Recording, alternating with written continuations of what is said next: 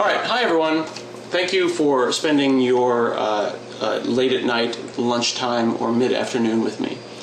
My name is Scott Hanselman, and follow me on Twitter. And don't follow me on Google Plus because no one is there. This is 1aspnet, and 1aspnet is a word that we've been using, or a phrase we've been using to describe kind of the direction that we want to take aspnet, and I want to talk a little bit about that. But first, I want to make sure that everyone understands that Microsoft doesn't care what you think around the all caps. You have to embrace the case. So I'm trying to turn this into the new marketing logo and the new marketing details for Visual Studio. Visual Studio, embrace the case, we don't care, all caps for the win. And then I pause for virtual laughter. Okay. 1aspnet. So yeah, you can see that I'm at home. I'm not in Redmond because I work here. I do not work inside the Redmond reality distortion field with my friends. And it's a pretty good job.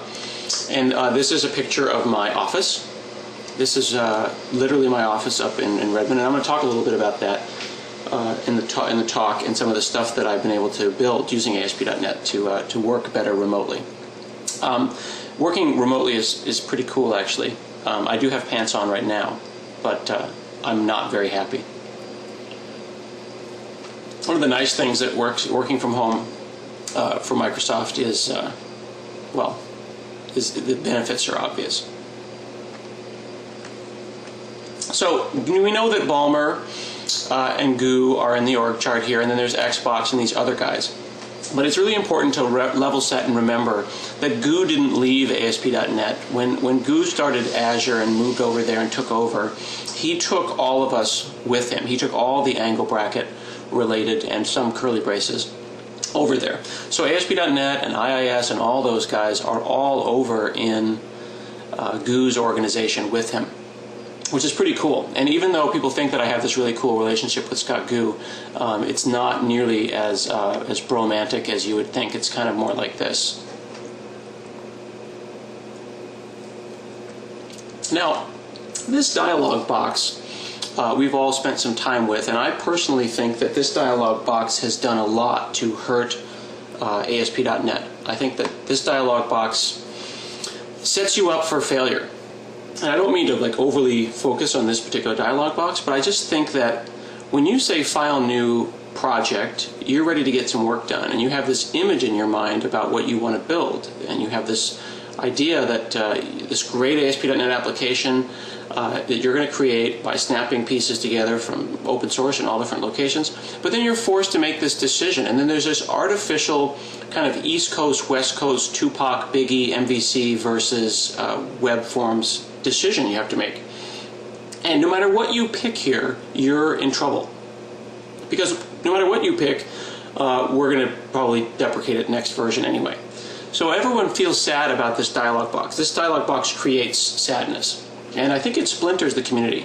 Because if you go and talk to PHP folks, you go and talk to Rails folks, they're not being mean to each other or complaining or talking down to people who use one view engine or another, or one in-memory database or another. They love Rails, so they're excited about Rails. So I've decided that I like ASP.NET. I like all aspects of ASP.NET, and the ones that I don't like, I don't use. So I'm imagining a world where this dialog box was a little bit different, and we'll talk about that. Now, I think that it's important to remember that things have changed, and we're not your father's Microsoft. And while many Microsoft people in different organizations that I won't say the names of the organizations, we don't necessarily feel like we trust them.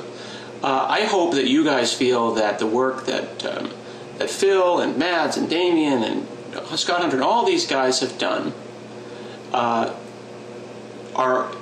transparent. We focus on transparency. We try to focus on transparency. We tell you exactly what's going on. We're not hiding anything, and we are not. Are we having trouble? Are we having big lag issues? Let me get away from here and see if that's better. Live meeting lags horribly.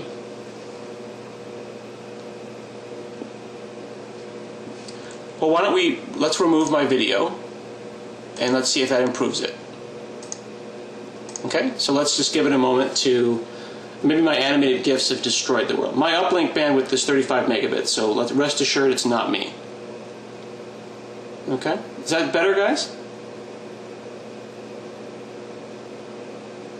People are saying, don't scroll. Whatever you do, don't scroll. I'm just afraid to move now. Somewhere around 1,000, everything goes to heck. Okay, so audio is getting better now. Okay, good. Well, I've recorded everything on Camtasia, I think. So at the very least, you can go back and hear my bad jokes later. There is not an overflow because we haven't overflowed this room yet. Okay, so you get this idea of that you want to build something in ASP.NET, and you can visualize it, and it's going to be amazing, and then you end up building something that doesn't quite look like what you imagined. And you don't really know who you should blame for that impedance mismatch. And it all just adds up into making you feel bad. And I don't want to work on a framework or a tool or a Visual Studio IDE that makes people feel bad. So we're changing the way that we're delivering software in the ASP.NET organization, and that's going to start with 2012, and it's going to go from there. I think that here are some statements that describe what people feel like sometimes when they use ASP.NET. People feel that it's difficult to choose a framework within ASP.NET. They pick a framework and they're concerned that it's out of date, so then they're stuck with that framework. And then we don't do a good job of explaining to them what's happened with technology. So, example, people might feel like dynamic data is gone, even though it's kind of spread itself around the framework. Or they'll feel like MVC has a feature that they absolutely need to have, and they don't realize that those features already exist in web forms. We don't have a unified story, and that's a problem. People want to do the demos that we do in presentations and start small and go quickly, but then they want to be able to scale their sites and make them big without necessarily rewriting everything. The other thing is that every reasonable combination of systems should work. I was one of the first people to talk about hybrid applications, and I usually use the example of web forms and MVC as a hybrid. But I mean any combination, web pages and web forms, or MVC and web API, anything that fits together should work. But also Entity Framework and Nancy and Hibernate and web pages. You should not be using something and then call Microsoft support and feel like you're not supported. You shouldn't mention to either a corporate Microsoft person or a local Microsoft person that, yeah, I'm building an application that's part MVC and part web forms, and then immediately have them go, oh, I don't know, is that supported? I don't know about that. Every reasonable combination should be supported. And this model should be extendable by the community as well. Additionally, I would go so far as to say that because we've got NuGet, that I'll talk about in a minute, that we should have a situation where when Microsoft comes out with something, the community should feel like this is an opportunity for my open source project to be seen, not Microsoft has just killed my open source project. We want to compete in a fair way in NuGet with everyone else. And I want more people using more open source, and more people making more open source, and more people trying new things. And I want the pieces of ASP.NET to be smaller, more easily digestible, and more swappable. And I think that started with MVC, which is very swappable, and it continues with most of the ASP.NET web stack going forward. And I'm absolutely convinced that people want this. Okay, are we guys doing okay? You're very quiet in the chat room there. I want to make sure that you're at least hearing me. Otherwise, I'll just go in a notepad and the whole thing's going to fall apart. Doing all right? All right, good. So this dialog box that I dislike so much, what if it looked a little bit different? What if it reflected what I look upon as one ASP.NET? And this is a diagram that I've talked about before and I put on my blog. But I want to make sure that you guys get it, because just the fact that you've shown up here on a virtual conference, that is a community organized conference, puts you at the top of your game. The dark matter developers, they didn't even show up today. So, kudos to the 1,000 of you that have taken the time out of your busy schedule to listen to us. you need to spread the word about this. You need to say that there's this toolkit available to us, most of which is open source. Everything here except web forms is open source. And these are the tools that you can pick from for different projects to do sites and services, all on ASP.NET. And if you don't like web forms, then don't use it. And if you dislike Web API, then fine, don't use it. But know that they're available and they're ready.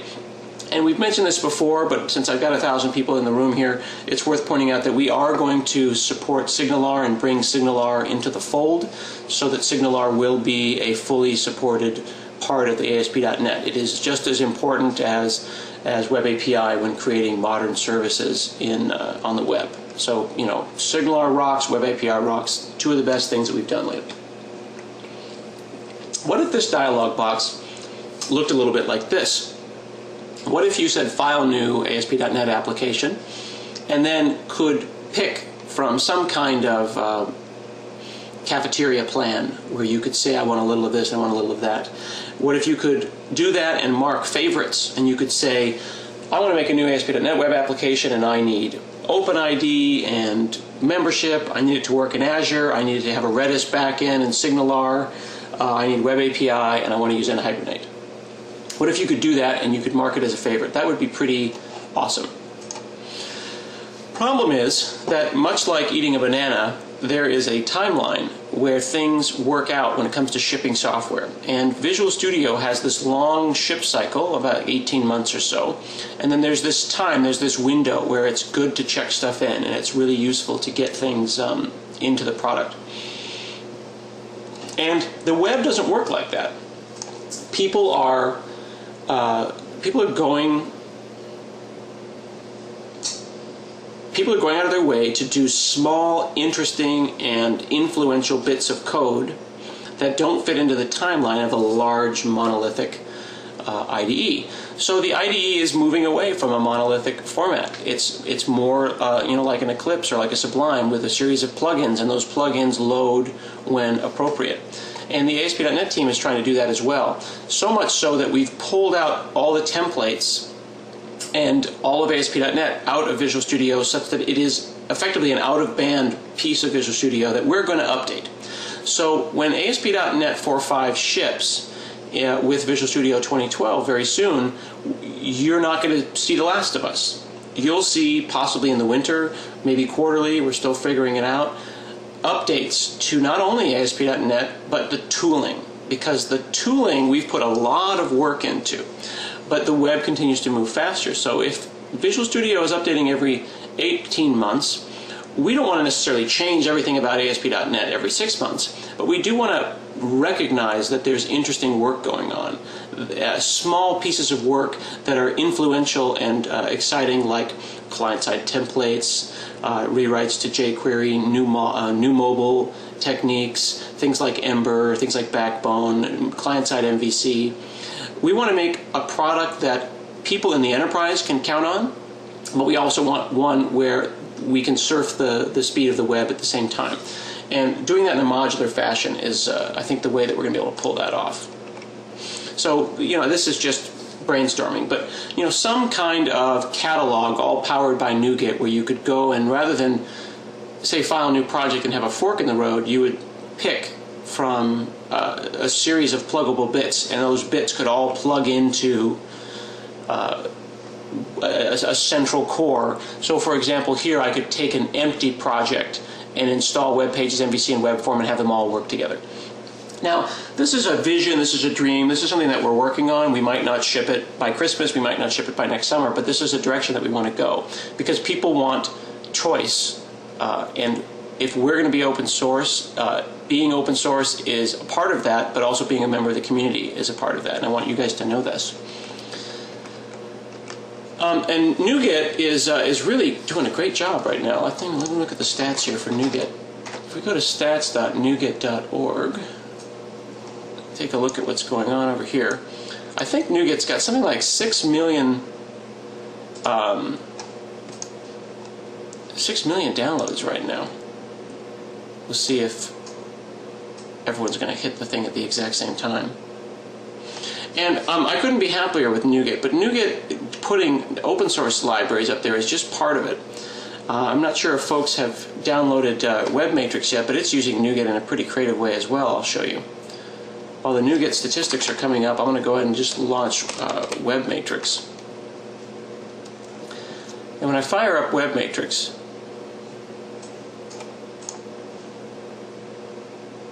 we are getting a lag? All right. Should I slow down, or what should I do if we have a lag? Okay.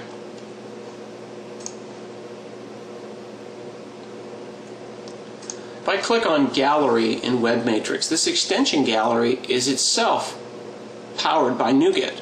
So you can go into WebMatrix now, click on Gallery, and download an iPhone simulator or Power Tools for Node.js, all with NuGet underneath it.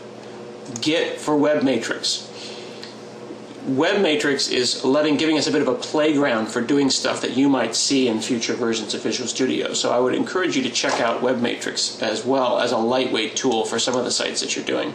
And the fact that NuGet is powering this isn't an obvious thing.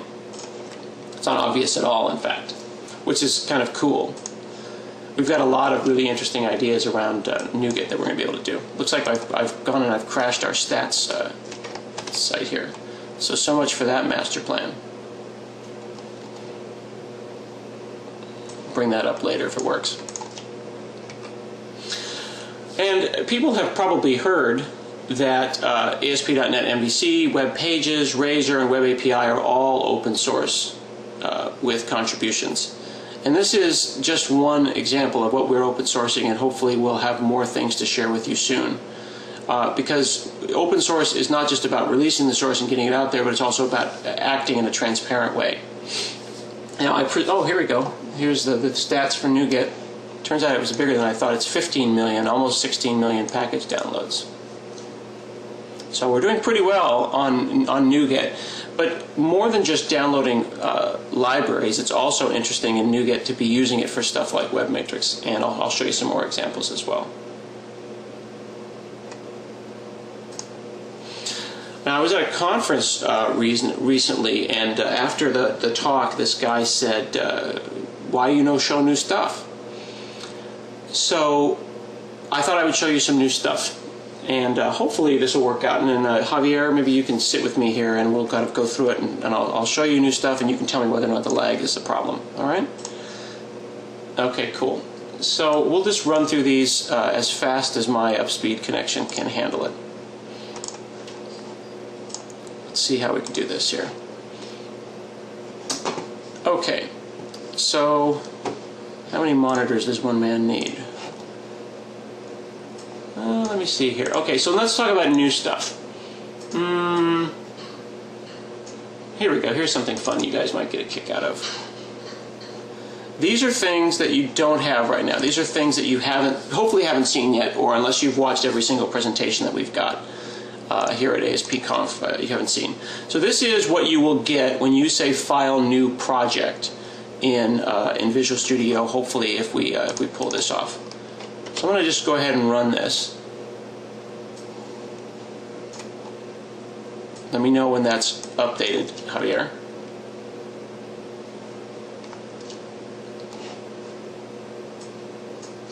Okay. So here's a standard, page for a default ASP.NET site. In this case, it's a web forms page. But I'm going to click on Login over here. And look what's going on the right-hand side. Use another service to log in. So I'm going to click on Twitter. I'm going to log into the default application from Twitter.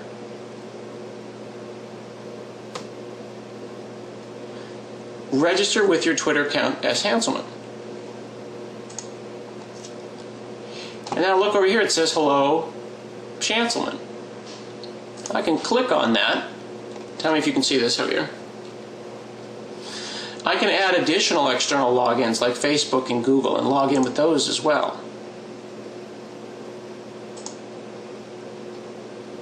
Localhost is asking for some information for your Google account. Allow. So now I've registered 2 external logins with my default application. This is actually using ASP.NET membership.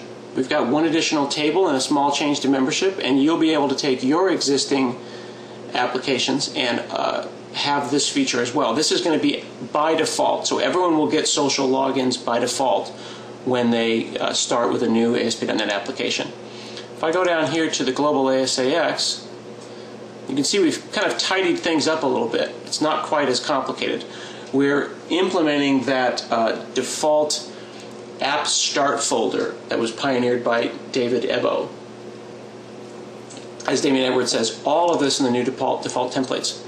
So we take a look here at register OpenAuth, and you can see where I've added in Twitter, Facebook, and Microsoft, as well as Google. You can plug in your own authentication clients if you want, but you're going to get these out of the box, and these are using an open source library called .NET OpenAuth by the very, very talented Andrew Arnott.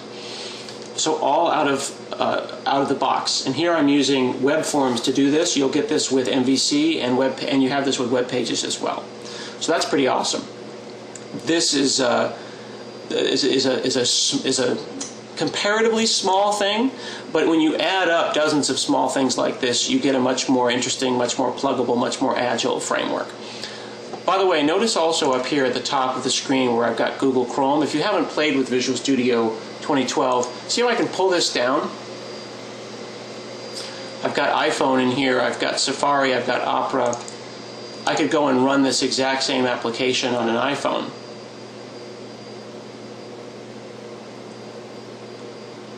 And here's the Electric Plum mobile simulator from iPhone as well. And log in to these services from here. So now I've got a mobile-friendly environment with mobile logins and social logins, and I'm able to debug it on my Windows box with help from our partners at Electric Plum. Very, very cool stuff. And I was able to switch my default browser in a very, very easy way from right here. I could even click on Browse With if I wanted to, and pick multiple defaults, and then have multiple browsers pop up. I could say Chrome and Firefox, hit Browse. See, it says multiple browsers, and then those will both fire up.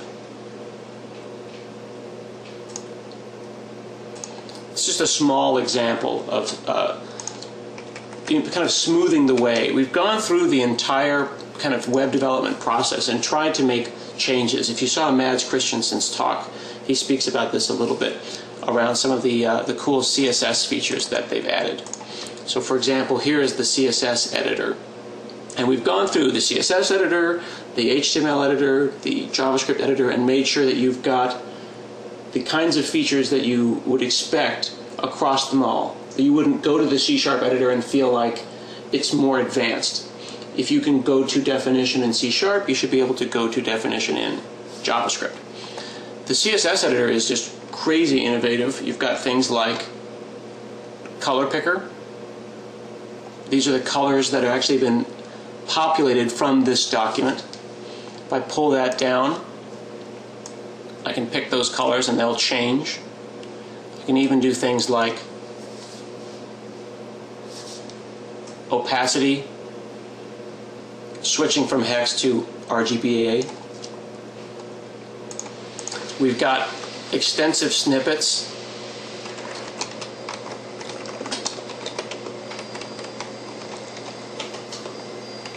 Oh, actually, this build, I've got this build boogered up, so I don't have that. But let me try, let's try border radius. We've got, actually, here's an opportunity. Let me do this, guys. Since it's just us, let me bring up a virtual machine of a newer build of Visual Studio. Let me know when this VM is started up, if you can see this okay, guys. So this is actually newer than the RC. So I'm showing you guys a build that is quite a bit newer, and it looks like I'm a victim of software counterfeiting. So that sucks for me. Can you see this okay? Okay, good. So here's my virtual machine here. I'm going to go in and show you some prototype work that Mads has been doing on the CSS editor. So I'm inside of a newer build, and this build has some extensions. If I go to Tools, Extensions, and Updates, you'll see there's a number of things in here that you may not have seen before, like Web Developer Tools, Web Languages, Visual Studio Extensions, Web Essentials. These are some experiments. We'll roll all of this up into something. We don't know what we'll call it, but it'll be some kind of web update. Maybe it'll be Visual Studio 2012.1. Who knows? But it'll have small changes. So look at this, this new CSS editor. We've got our CSS color picker that I just showed you. You've got a eyedropper where I can go and pick colors from the screen. We've also got color swatches on the side, so you can actually see the hex. When a hex value shows up, you can see a small color swatch on the side of what that color is. And then I've got a little drop down here where I can switch depending on how I've decided to go and do my work. I could just go and switch that to HSL, or I could switch that to short hex. I can go into the Solution Explorer here and pull down images. And as I hover over these images, notice that we're actually getting a preview of the image as we hover over it. Now if I want to go and make a background image, I could just pick this up and drop it into my CSS. And I've got a background image. And if I hover over that, I'll actually get a preview of that image as well. Now I'm a big fan of Sublime Text and text editors like that as much as the next person. I use Sublime all the time. I've got it pinned to my taskbar, but there's a difference between like real intelligence about the source material, like in this case, a deep ingrained programmatic knowledge of CSS, versus being a really great editor. I can also click here and say I want to take this tiny PNG. This PNG is arguably small enough that it might even be smaller than an HTTP header. And I'll just go and embed that directly in the CSS as base64 data. And notice that I hover over it and I still see what that image looks like. And then we've got a well-known and well-respected IE6 hack below to make sure that this still works. The other nice thing that Mads has been playing with is, notice if I hover over these settings, let's do one like border radius I was trying to do before. I'm going to hit border radius, you see that? I'm going to hit tab, watch. Notice that Moz border radius and WebKit border radius, the two vendor-specific ones there, are grayed out a little bit. And I'm going to go and type in 10 pixels and hit enter, and you'll notice that the vendor-specific ones stayed in line. They were in lockstep. Change it to 15, hit enter. Nice little simplification there. I can hover over border radius and I can actually see knowledge about what browsers that feature is supported on. So I'm getting knowledge about can I use, websites like that baked into Visual Studio there. Now notice if I take Moz border radius and break it out to have its own value, it brightens up. So border radius now is in lockstep with WebKit. But if I bring Moz border radius back in, now it's playing appropriately. This is just one example of some of the really, really cool features that we're thinking about and working on for a potential release post Visual Studio 2012. And we want to work with you guys on ideas beyond that. Here's a less application. So you've got the same CSS support that you expect. You've got collapsible areas, you've got hierarchies, but you've also got .less. And here we've got mix-ins and variables, all inside of Visual Studio. I talked about NuGet a little bit. Hopefully you guys have played with the quick launch window up here. This lets you kind of Google with Bing all of Visual Studio. So if someone says, can you change your JavaScript references, I could type in JavaScript, and it'll go and search Visual Studio itself and find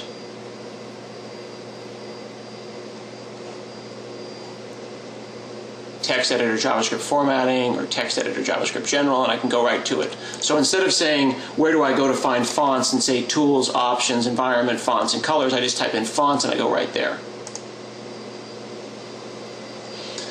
But what if you could extend that? What if that box becomes a place where you could ask other questions? What if I wanted to go and download jQuery Mobile? And I type in jQuery Mobile, and it actually queries NuGet itself.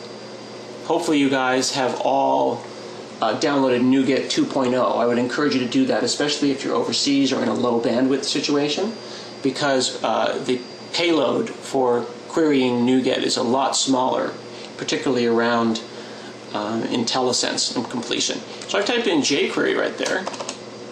Let's type in jQuery by itself, get NuGet, and then the Visual Studio Gallery is even being queried. So I can go and search for something like JavaScript, or let's do T4. I've got NuGet packages, and I've got the Visual Studio Gallery, all being queried from within Visual Studio. These quick launch features are pluggable. So you can turn them on and off. You see there where it says enable the following providers. So I've got a shortcut for NuGet. I can type in NuGet Hanselman, go and query NuGet, and you can see a phone app scaffolder. Or I can search for MADS. And, oh, why MADS? You don't have anything up there. Let's try jQuery. And here's a bunch of jQuery packages. Even ones that have jQuery in the description and not in the title. Super, super awesome. And we're hoping to get that so I can click on it and have it work immediately. If I go and type in T4, I could go and bring in the Tangible T4 editor or Visual T4 and launch it directly from the gallery.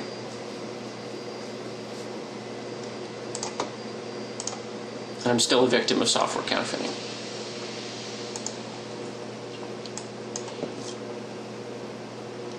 Okay, notice over on the right-hand side here, I'm going to just use the keyboard. You can't see my hands, but I'm not using the mouse. The mouse is not moving there. I'm just going to move around with the keyboard. Notice how I can open up on the right-hand side there. And I'm moving within methods. So the Solution Explorer and the Class Explorer are one thing now, and I can look at those directly. I'm moving through index and about and contact just with the keyboard. But I don't have that experience of tab bankruptcy. That's that tab bankruptcy where you double-click and you double-click and you double-click and you wander around and then you go, I've got way too many windows open. And then you say window. Close all windows. These are just small changes, but they make me really happy. These are kind of like the happy little changes about Visual Studio that I'm more worried about than the all caps menu. I'm sure there'll be a way to fix that. Let's do this. Let me pause this virtual machine. And let me show you another fun feature that you haven't seen yet. This is something that Damien Edwards is working on. And we don't know, again, I can't tell you when all of these things are going to ship. I can just tell you that we think that they're awesome.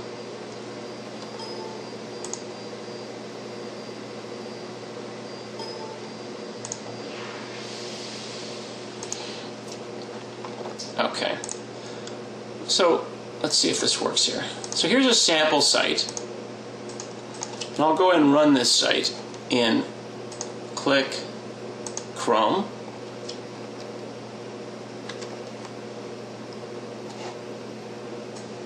Okay, then I'll bring up Chrome.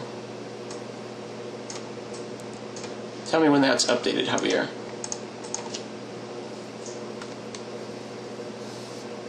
I'm going to assume that that's updated.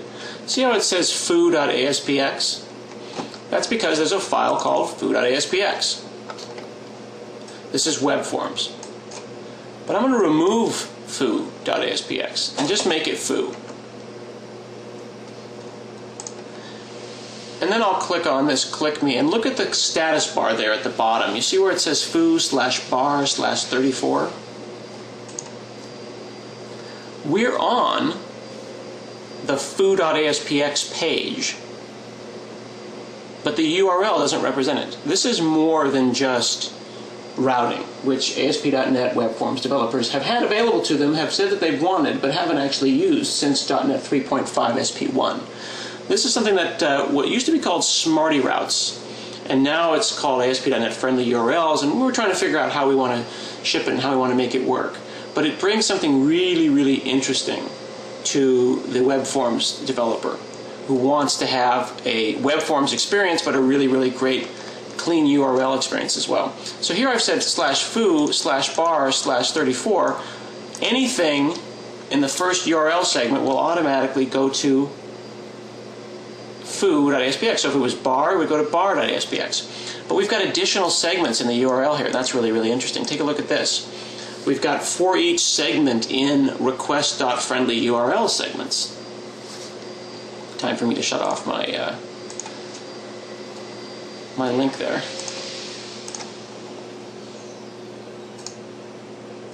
Not following my own rules of presenting. And then here we've got friendly URL href, and we can go and build up that URL. Now here's the part where it gets really interesting. If I say switch to mobile, let's go ahead and look at this exact same thing on an iPhone.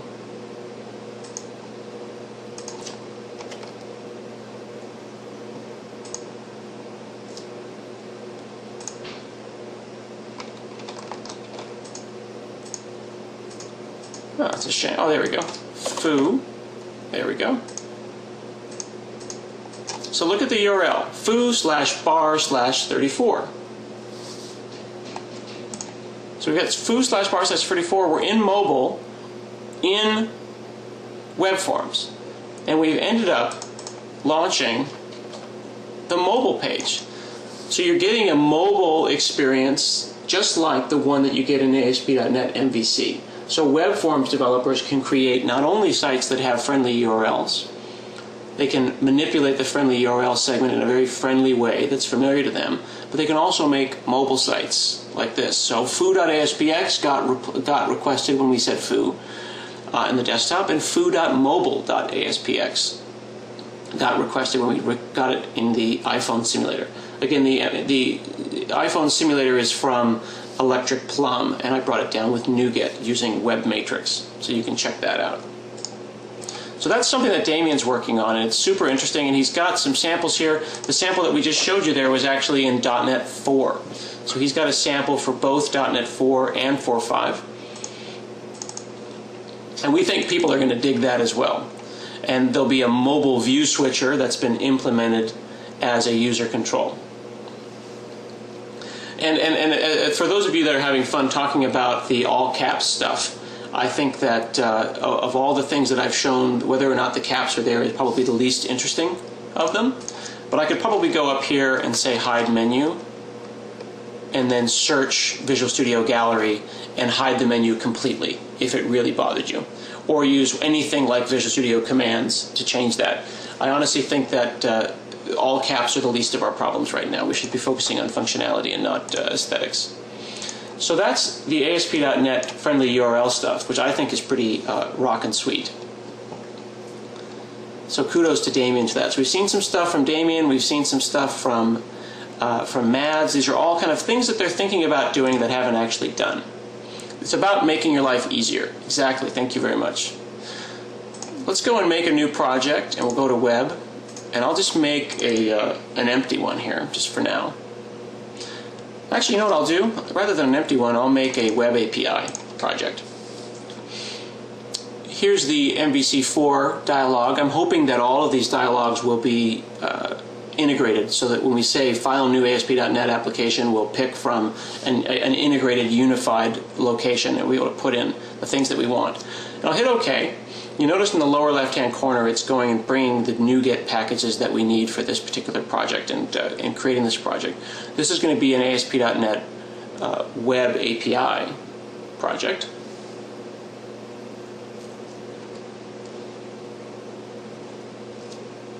And when you're doing work with something like a web API or working with like the Twitter API or something like that, you often find yourself wanting to deserialize objects in a way that works because you're going back and forth between JSON and C#. So for example here, let's say public class person, and we'll say person has some stuff. And then the values controller here, I'm just going to hit Control H, and you'll notice up here in the upper right corner we're going to use the new search and replace stuff. As I'm typing, it's looking that up. I'll change that to a person controller. IEnumerable will return person rather than a string.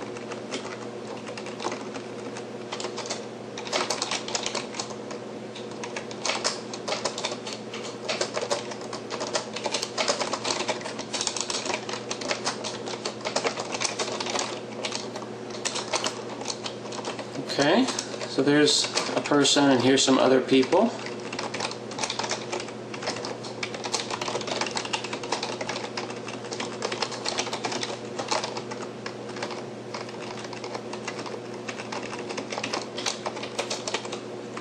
Are you losing my audio?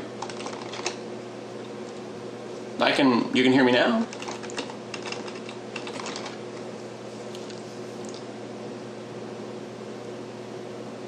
Okay.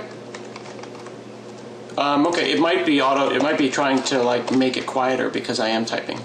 Warn me again if that appears to happen, okay? Good. So here I've got a bunch of persons, a bunch of people that are all being returned from a GET. By virtue of the fact that it's called GET, this API controller is automatically going to return these people. So let's go ahead and look at this in Google Chrome. Google Chrome's a little easier when you return JSON from stuff, and I'll say /API/person.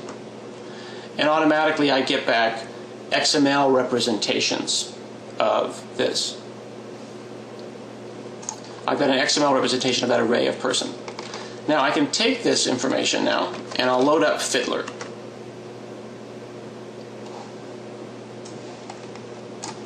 So now I'm in Fiddler.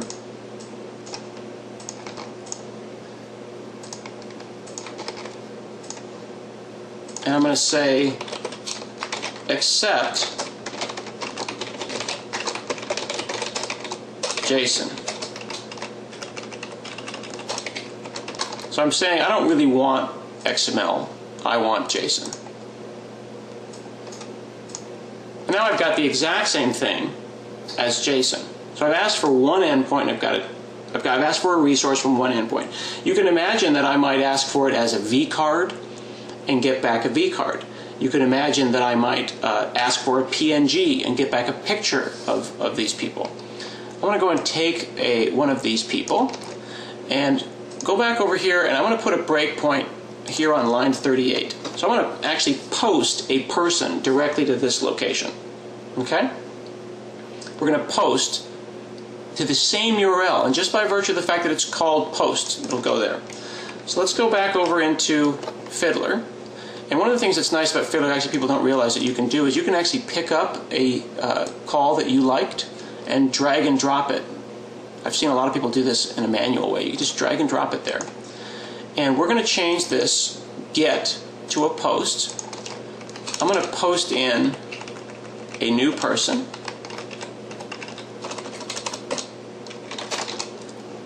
And I'm going to say that the content type of this is JSON. So I'm saying that the payload of this is JSON. So we're going to post to the same URL. Yes, sir. Okay, that's fine. So I'm going to hit execute. And notice that I've broken right there on post. Same URL. So you've got this nice convention-based model in Web API. Here's the part that I think is yummy. Because C# has this balance between being a static language and all the speed and the power that goes along with it, but also the kind of unused power of the dynamic keyword, the unexploited power of the dynamic keyword, in my opinion. So we'll talk about that a little bit, but you can know that you could do a model binding here, not against a person, but rather against a JSON value. I'm going to hover over that, and look, the JSON is automatically turned into a C# object of an appropriate shape.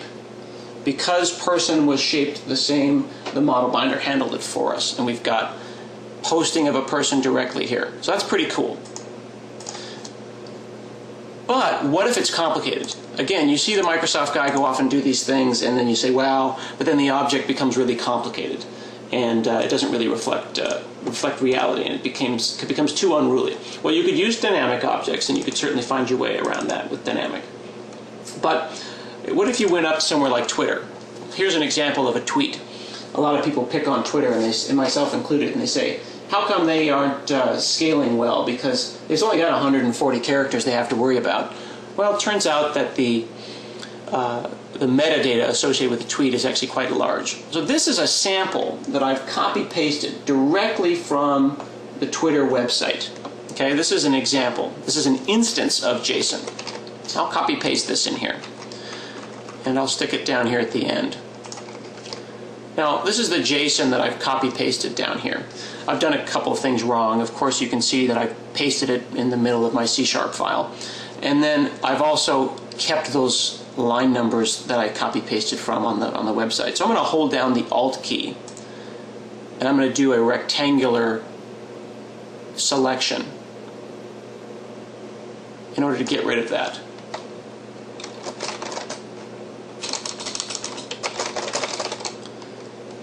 Sometimes it's fun to use features that have been in Visual Studio for 7 or 8 years and just remind people that they're there so that they know that they can use them.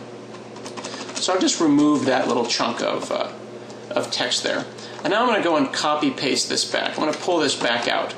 Now, instead of pasting, I'm going to try one of Mads's extensions. These are the little kind of things that we try to put in Visual Studio to make you happy. You can go to presentations, and you can go to TechEd, and you can see the giant stuff that we've done. And there's big stuff, to be clear. There's background GC, and there's amazing work with await and async. But little things like this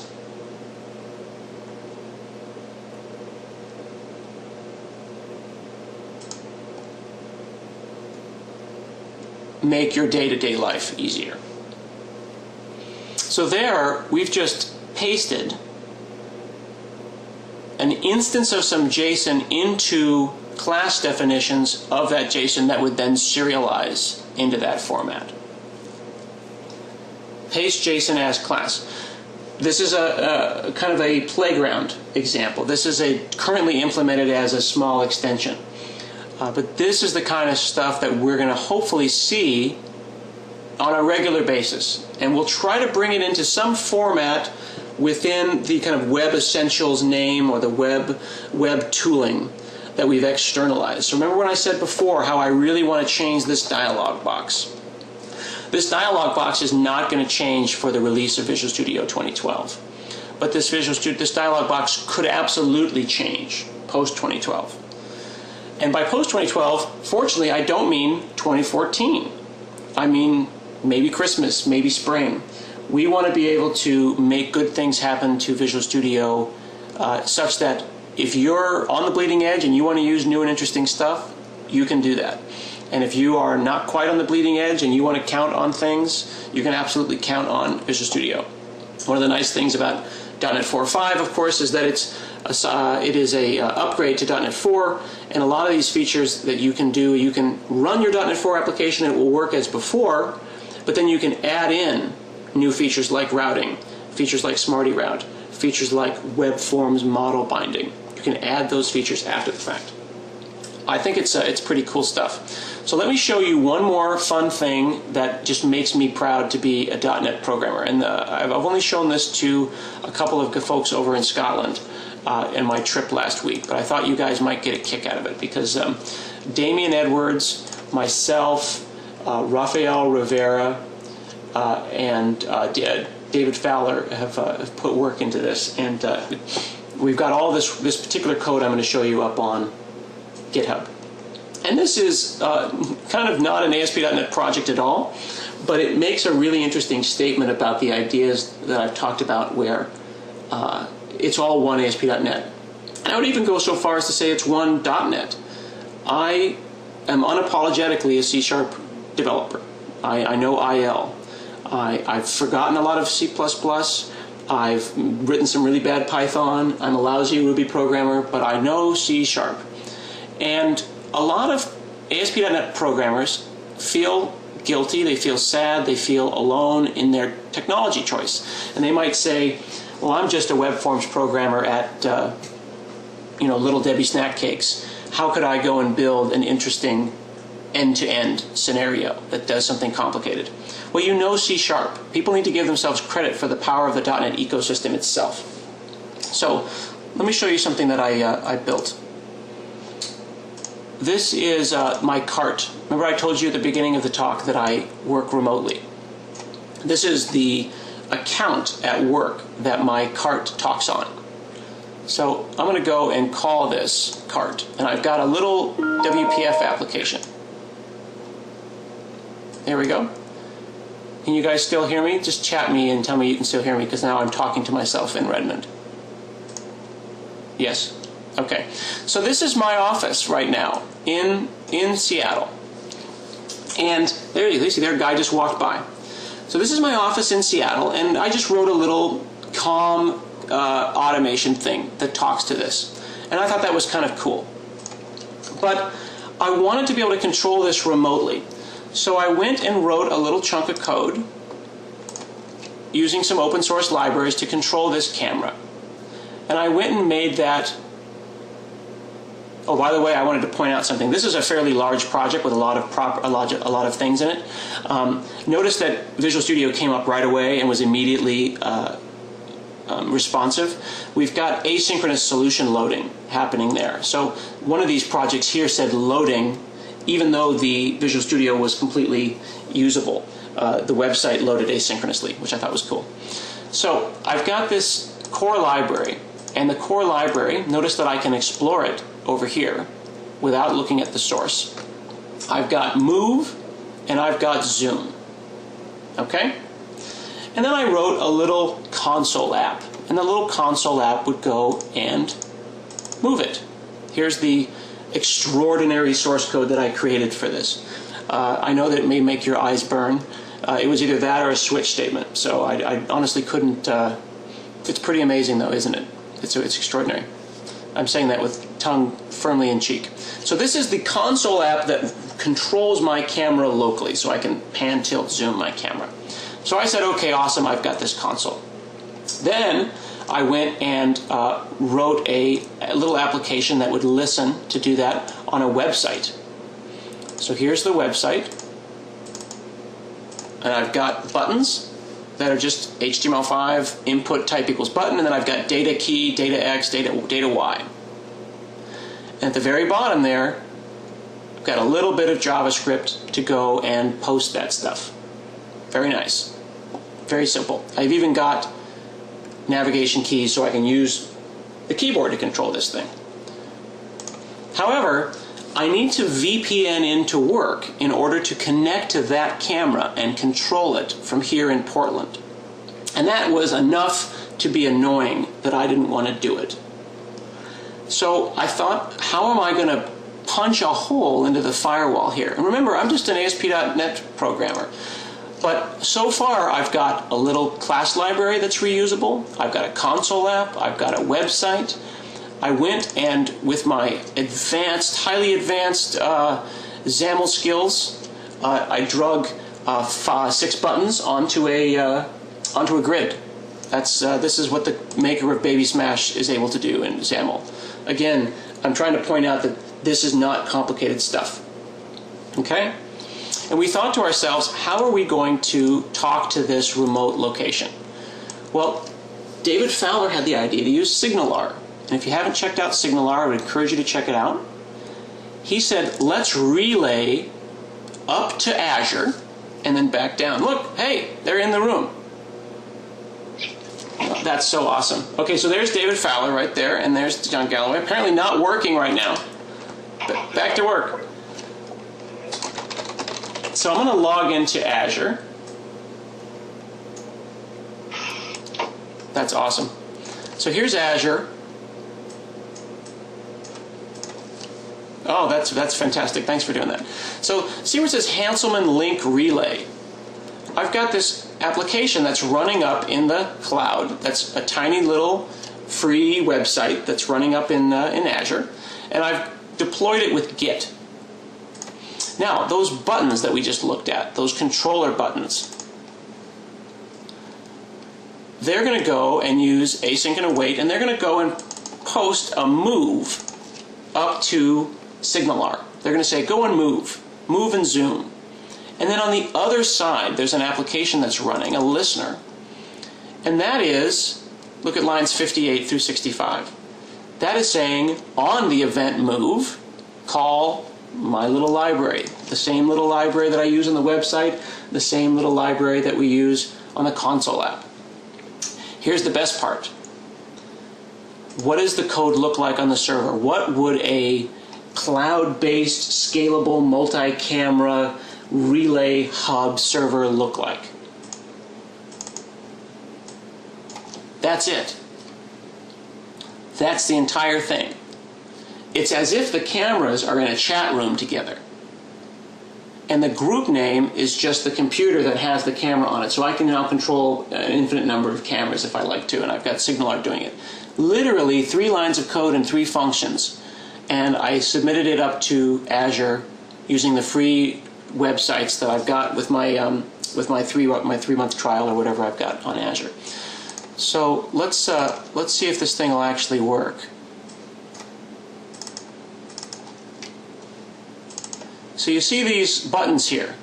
These are WPF buttons. They're actually transparent. So what I like to do is I'll hover them over here and pretend that they're integrated into Link.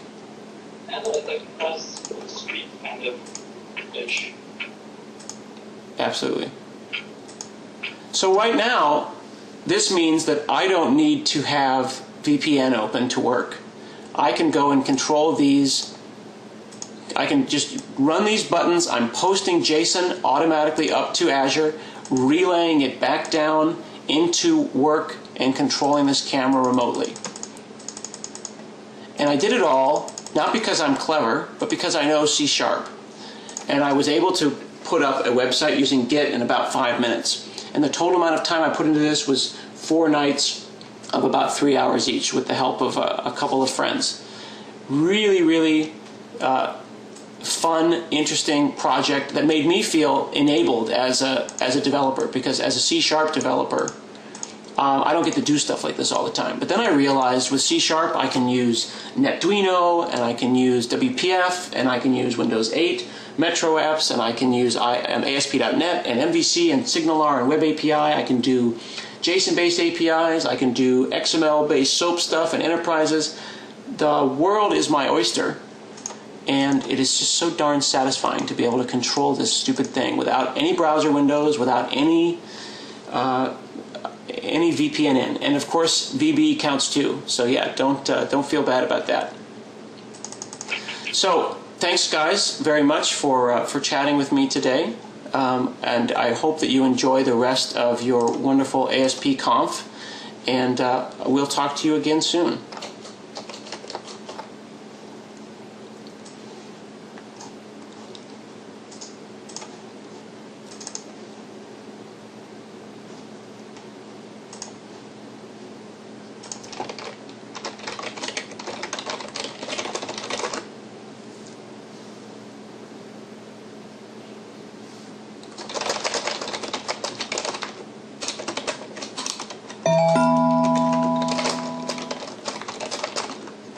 Sure. I mean, do we have time?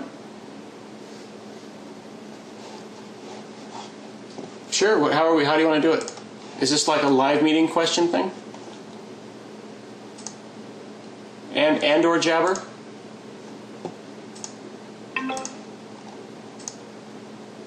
Here we go. I see some questions. Do you want me to do this? Let me do these here because they can see them. Okay. Do I have an exact date? I have no idea. Whenever Windows 8 comes out, so I don't know. Soon. Enterprise, we need to know that we can rely on, what to rely on and what to stay away from. Microsoft submitted 3 plugins to jQuery. I don't know what happened to those plugins. Any politics going on? That's a good question. I don't know that one. jQuery Addict. Talk to Damien Edwards or Boris Rivers-Moore.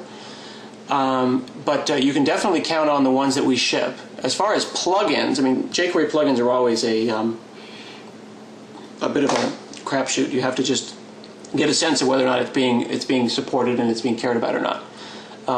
Knockout and SignalR being embraced and shipped out of the box. Yeah, so whenever we ship something out of the box, we're not screwing around. It will be supported down the line. Heavily spoiled by refactoring tools. When are you going to have full-fledged JavaScript refactoring tooling? I don't know. That's a good question. I would probably ask Jonathan Carter, but I know that they're working on making JavaScript, a really full first-class language. You can do some amazing stuff with JavaScript in Windows 8, and they're making it so you can write actual Windows apps, full-on Windows apps in JavaScript. So I can only assume that they want to continue to make JavaScript pretty awesome. Clean-cut guideline when to use Web API versus MVC. Well, it's absolutely not two teams competing with each other because they are in fact the same team. MVC is great for making model view controller applications that have views, and Web API is for doing any kind of JSON-based or REST-based services. MS ASP OAuth integration available for... No, is it available now? Well, okay, so it's available now in that it has been available for many years in the form of .NET OpenAuth. It's the intent to release some support for the OAuth stuff that you saw, but Damien Edwards ultimately owns that and will decide. Will the OAuth bits be available in the August RTM? Damien would be able to tell you that, but I believe that is the goal. But again, because the templates are out of band, we can update them after the fact. Why no Windows Phone? I've got Windows Phone right here. I just didn't want to necessarily run it. I've got the phone running, but I can't run it at the same time as my VirtualBox VM because I can't run two virtual boxes. I can't run two VMs at the same time. That's why I didn't use Windows Phone for that example.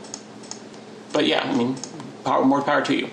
No, mobile view for web forms is not available now. That friendly URL stuff, again, is a spike, but I'm hoping to see lots of exciting small things like that coming out between now and Christmas and now and winter, as well as next spring. Yeah, I wish I had it today too. Can you do paste JSON to class method again, please?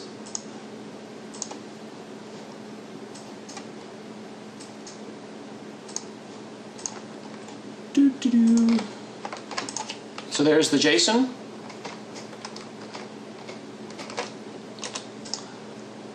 Paste JSON as classes. That's something that Mads is doing, and if it's robust enough, we'll hopefully wrap it up and include it as part of the kind of the Web Essentials web tooling update that we'll release at some point in the future.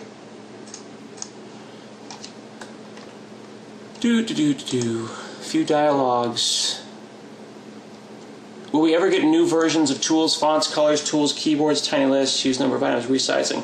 Honestly, I don't know, Miroslav. I don't work on that team, but talk to Lisa Feigenbaum and or the @Visual Studio Twitter account. They do monitor that, and they answer that. They own that stuff. When will we get paste JSON as class? Well, everyone loves paste JSON as class, so we'll make sure we put pressure on Mads to ship that. How does this camera receive the commands again? The camera receives the commands via JSON over SignalR. Remember that even though SignalR is using HTTP and JSON, there's no reason that you have to use JavaScript to post JSON over HTTP. SignalR is blessed to support not just JavaScript, but also iOS. You can have iPhone SignalR clients using an open source library for that. You can use C#, you can use Metro style applications, you can do all sorts of stuff. Hi, Casual Bob. How safe would it be to use Visual Studio 2012 and abandon Visual VS 10? I'm sure that in the release candidate there are still bugs, and there's always going to be something that could hurt you, but it is the intent of 2012 to be absolutely compatible, such that when you say file new project, you can pick .NET 2, 3, 3.5, 4, and 4.5 applications, as well as round trip them. So you can open an application in .NET 4 from Visual Studio 2010, Service Pack 1, open it in 2012, finish it, and then give it back to a friend who has Visual Studio 2010, and you've round-tripped it. You do not have to convert your projects when you open them in 2012. So how safe is it? I don't know. It depends on your tolerance for pain. I would say probably 90% safe. If you're doing any kind of crazy, low-level, deep reflection or calling private APIs, there are no guarantees that those APIs didn't move out from underneath you. But that's part of what happens when you call private APIs. Will Web APIs support more filters other than top filter and order by? I don't know. That would be a question for Heinrich Nielsen and the Web API team and on their Codeplex page. But I do know that those are the most popular filters to give you an OData style URL, and Web API's intent is to support the parts of OData that make sense. Yes, every single thing that I just showed you will work in VB as well. Absolutely. Beyond demos, architectural plea for comprehensive best practices sample for MVC for with mobile, not music store. Well, that's a good question. I mean, how big do you want it to get? I mean, you can do nerd dinner and stuff. Do you want like a complete like startup? Do I need to quit Microsoft, start a company, and then release the application? How big? Are we looking at enterprise, multi-layer? Are you needing a big hybrid app? How complicated? When people say they want samples, give us an idea of how complicated a sample is, because we want it to be complicated enough that it's real, but not so complicated that you can't pick it up. Anthony, Steve Sanderson presented single-page web apps a few months ago. Any ideas what happened with that project? Yeah, the SPA template, single-page applications, that was removed from RC because we didn't feel that it was ready. And because we've got the ability now to ship things out of band, we wanted to bake it more, get it right, and then ship it after the fact. So SPA is not dead. They're still working on it, but it's not baked to the point where we wanted to release it with RTM. So yes, it is still out there, and you'll have history support and hash bangs and all that good single page app Gmail looking applications. Any news on Silverlight? I don't work on the Silverlight team, and I honestly my abilities in Silverlight are basically using Netflix, so I'm not a person to ask questions of Silverlight on. I'm afraid not. Yeah, MVC4 will be released with 2012. The camera and the signal, the confusion about the SignalR thing. So the idea is that there's buttons that I run on my machine. Then there's a listener where the camera is sitting over in Seattle.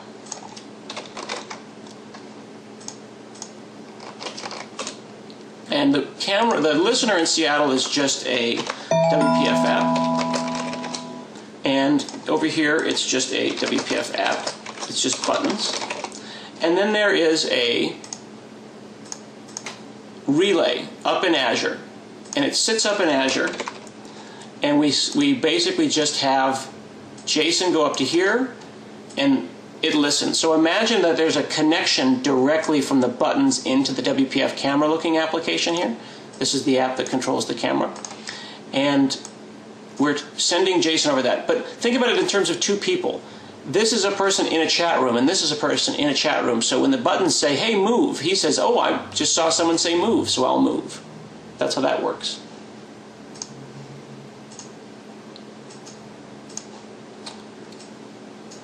So yes, the camera's SignalR client. Any OData query support? Yes. Apparently, like I said before, they are working on adding some URL support for OData in web forms, and not web forms, in Web API.